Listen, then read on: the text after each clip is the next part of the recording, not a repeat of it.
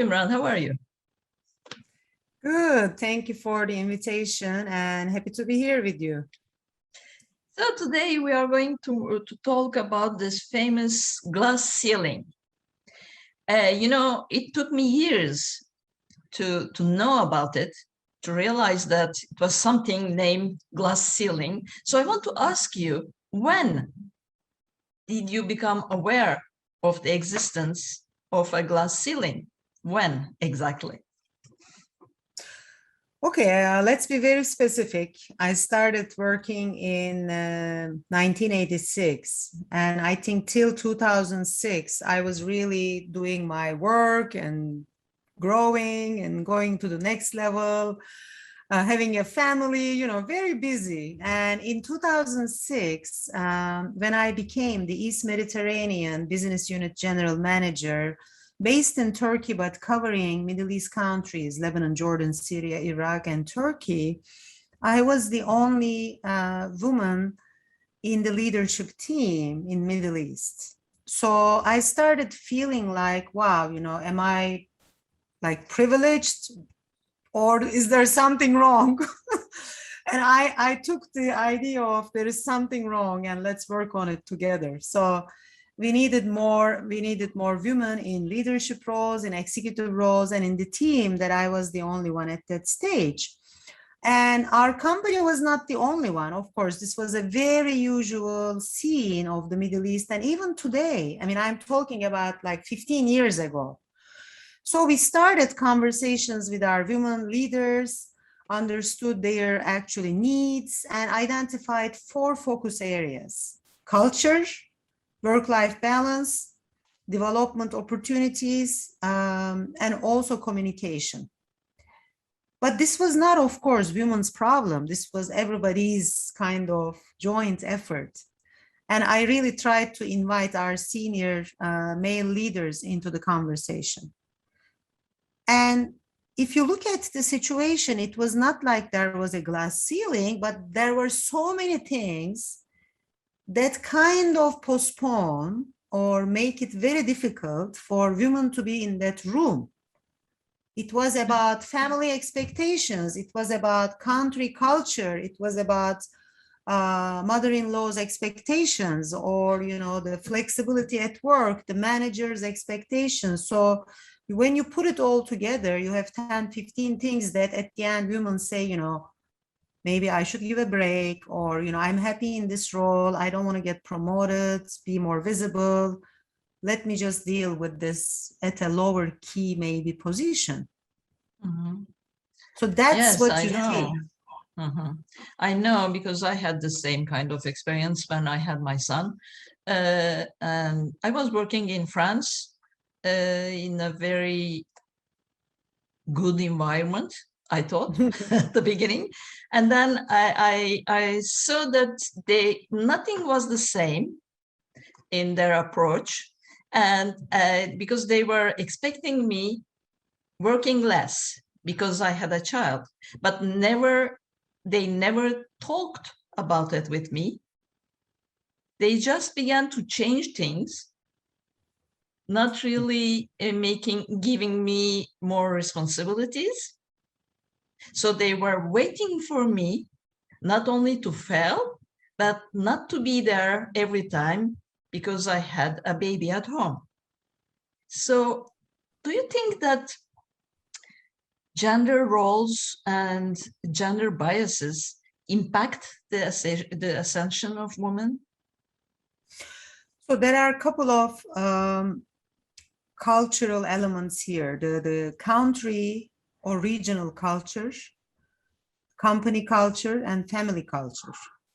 So they have to all work hand in hand for a woman to succeed. So you should be in a country or region where it's okay to work, or it's okay to go to a workplace and succeed, work long hours and have a family. I mean, that's one aspect. And I will give you some examples around that. The second is your company supporting this. They want to have more women in leadership roles. They have policies. They have all the necessary inclusive environment and programs, etc. So that helps. And they help you. They They help you have. to raise your child and to be at work. I will come to that. Yes, there are some good programs. And the third is actually about the family, right? So let's take from a country culture perspective. I worked in Middle East, and one of the countries actually in South Asia in our geography was Pakistan. And that was the first office we decided to have a child center. Yes, it was not actually only for women. I mean, also men can, or could have at that time brought their kids, but it was so great for the families overall, saying that, okay, the kid is very close to the mother is working. But if there is something, she can go, she can visit during lunch break or even breastfeed. This gives the family and the woman a lot of confidence because now they are not really abandoning the child at home with someone, but they are basically working and staying close. So, and the word of mouth can really bring more women into the workplace. You create a good environment. So that's one example of how you deal with company culture and country culture at the same time. From a company culture perspective, I was promoted twice when I was pregnant and I have two kids. So basically I didn't have more kids and maybe I lost some promotional opportunities, let me say. But the first time I was 5 months pregnant and I became the general manager for Turkey operations. The second time I was in maternity leave, I became the regional general manager for East Mediterranean, 5 countries. So the company didn't think about, oh, she's pregnant, she needs a break, she can't do this or do that. I mean, she And deserved it. nobody Yeah, asked you about it? no.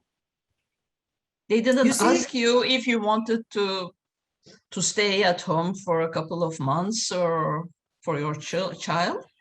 I think when you have that relationship for a while with the organization and your leader, they know you, they know who you are. I mean, what you are going to do. It's not like a last minute conversation. I mean, you already make a position or statement that you are a working woman. And even if you have a family, if you have kids, you will continue working. But of course, you will take the 3 months. At that time, it was 3 and 4 months actually, and then you will come back and you will even work from home if you want, sometimes during that 4 months if needed. So I converted one of my rooms at home into an office, which was not asked, but I did it. I mean, so you have to give these signals if this is who you are. But I mean, you are absolutely also okay to say, I want to take a 1 year break. Again, depends on the company, family, etc. And I was lucky to be in Turkey at that time, to have a family around me, to have care around me, that I can pay for affordable care. So everything worked very well for me. But let's imagine now being in France, Oh, it not was having awful. family. I mean, because the child care is I not. don't even want to describe you how awful it was. I mean, I know it from Australia, I know it from UK, from US, that childcare can be very expensive. So it is not worth working and paying, the childcare, because net you might have very, very little money left in your pocket. So in those situations, companies play a big role. I mean, if they open childcare centers, like I was mentioning, which we did also later in our purchase office, actually here in New York, we also had a childcare center. They help, they help the situation. And the family wise, I think then your significant other, the spouse or friend, whatever we call that individual, plays a key role, because they might decide to have a 50-50 share in this taking care of the child, right? So that's part of also the country culture. And nowhere in the world, I think they mention working dad as they do for women. We know who is the working mom, but who is the working dad?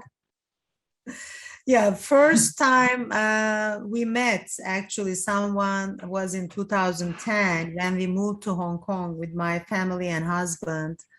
So I was introducing him to, in a social gathering, and there were a couple of other males in this event. And one of them said, I am a stay-at-home dad.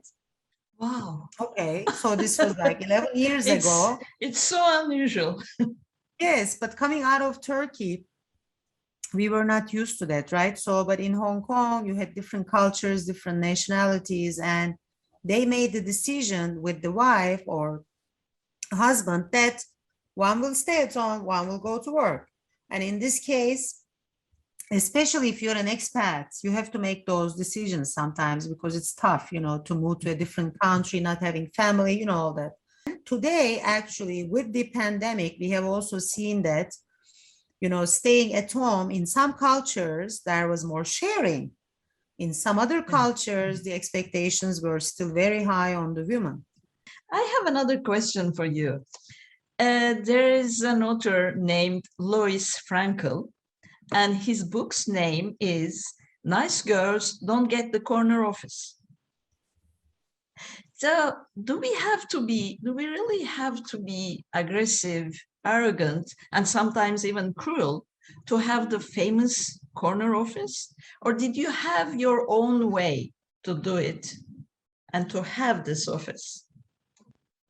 So I think there are two aspects to this topic. One is, in order to be in a critical position, decision-making position, you have to be strong, you have to be determined, you have to be decision-making, when the right moment comes. But this should be based on actually listening, empathy, understanding, facts, figures, people, everything, right? The whole perspective. The balance is very critical, hearing, listening, understanding, making decision, and how you communicate. Unfortunately, throughout the years, the role models of power, it has been always about, tough, strong, and, sometimes aggressive, of course, is the word used a lot. And we have very bad, unfortunately, models of that, especially when it's with women. Because when they take that kind of the role model and apply to their themselves, I think it doesn't look good, and they start actually conveying negative messages to everybody and say, oh, I don't want to work with this woman. So you have to be authentic, you have to be in your own shoes and have your own leadership style. But if you're in those positions, you have to make decisions, you have to be determined, but it doesn't mean the empathy. I think the whole empathy is becoming even more important in the world of, AI, robotics, digital. Still, empathy is very important. So we have to be using that power of actually women and make sure we are still staying authentic. Thank you. It was really interesting. We will continue these conversations and see you soon. Thank you.